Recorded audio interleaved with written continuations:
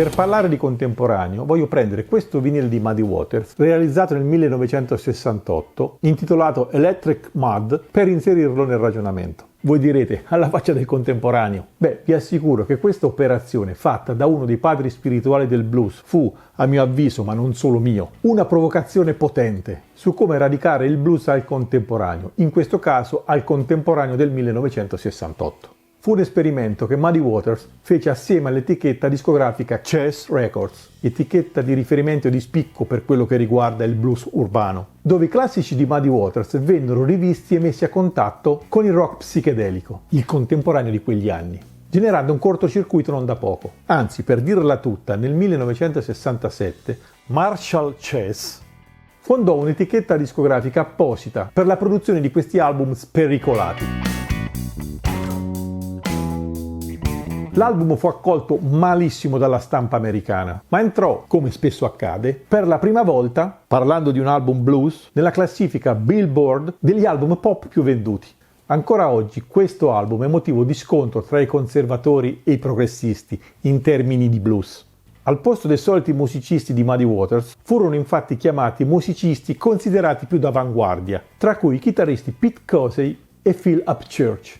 Questo album, apparentemente così minimalista nella front cover, meno sul retro e all'interno, ispirò molto rock venuto da lì in avanti. Si fa largo utilizzo infatti di effettistica del tempo, wah-wah, fuzz, eccetera, tipiche di quel rock che divenne il mainstream di quegli anni. Una curiosità, sembra addirittura che il grande Jimi Hendrix era solito ascoltare Herbert Harper's Free Press, traccia numero 2 del lato B, come ispirazione, eleggendo Pete Cosey a chitarrista di riferimento. La leggenda narra che fu il cameriere personale di Hendrix a raccontare questa cosa a Pete Cosey stesso. Per questo album Marshall Chess assemblò quello che lui stesso definì come i migliori musicisti di avant-garde rock disponibili a Chicago per le sessioni di registrazione di quest'album. L'album, ma soprattutto le vendite, incoraggiarono Muddy Waters a farne un altro nel 1969, After the Rain. Il sound è la prosecuzione del precedente, ma fu realizzato con una band ibrida. Oltre ai musicisti progressive di Electric Mud, vediamo infatti tornare Otis Penn al piano e Paul Osher all'armonica.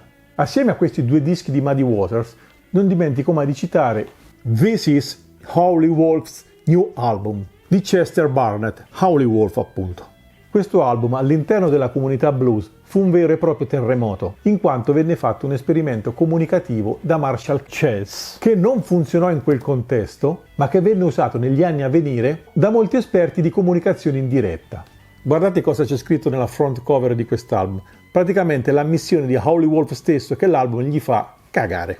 Infatti l'album generò una reazione violenta dei puristi e di Howlin' Wolf, che lo definì merda di cane. Quindi l'opinione negativa di Howlin' Wolf stesso venne usata da Chess come tentativo di pubblicità negativa, cosa che oggi si fa spesso nel tentativo di generare interesse. Racconta Marshall Chess: ho usato la negatività del titolo ed è stata una grande lezione. Non puoi dire sulla copertina che all'artista non è piaciuto l'album. Non ha venduto bene, ma era solo un tentativo, erano solo esperimenti. Non volendo, questo modo di fare impresa spericolata aprì molte strade anche in comunicazione. Durante le sessioni di registrazione, Howlin' Wolf, che non era certo il padre del bon ton, si girò verso Pete, che racconta in prima persona la vicenda dicendogli: perché non prendi quel wah-wah e tutta quella merda e vai a buttarli nel lago mentre te ne vai dal barbiere? Riferendosi alla sua folta chioma. Questi dischi, secondo molti, soprattutto nella concezione ritmica, anticipano di 30 anni la nascita dell'hip hop e di molta musica moderna. E io vi confesso che li amo profondamente, in quanto in quel momento sento nei musicisti la voglia di generare qualcosa di nuovo. Rappers come Chuck D, Public Enemy, dichiararono pubblicamente di aver ascoltato tantissimo Electric Mud, costruendoci sopra la loro visione. Il cantante e produttore Belal, facente parte di quel pianeta di artisti come Erykah Badu, Common, The Roots, eccetera, con i quali ha anche collaborato, cita l'album di Howlin' Wolf come il suo disco preferito di sempre e fonte di ispirazione. Se avete visto il docufilm Dal Mali al Mississippi, Feel Like Going Home, prodotto e diretto da Martin Scorsese, noterete ad un certo punto la band che registrò Electric Mud esibirsi insieme a Chuck D, Common, ed alcuni membri dei The Roots, altro gruppo famoso hip hop.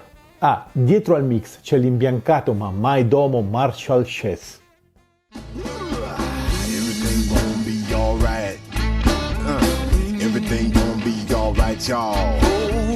Everything gon' be alright now. Everything gon' be alright now. Natural born, let's get it on. Age of one just begun. To understand what it took to be a man, come on down. Everything gon' be alright, y'all. Everything gon' be alright, y'all.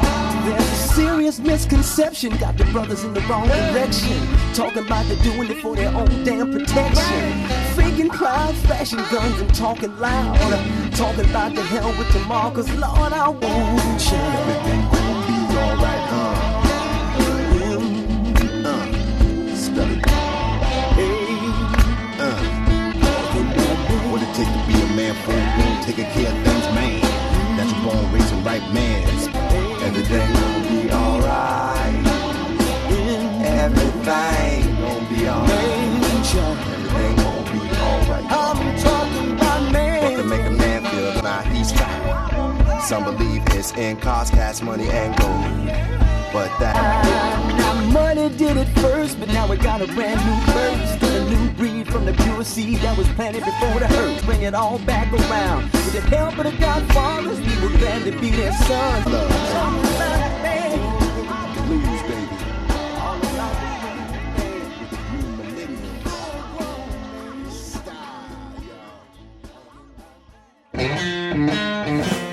Credo che questo sia il metodo migliore, soprattutto per i più giovani, per trovare le vie che uniscono le radici della black music con tutta la musica moderna, rap incluso.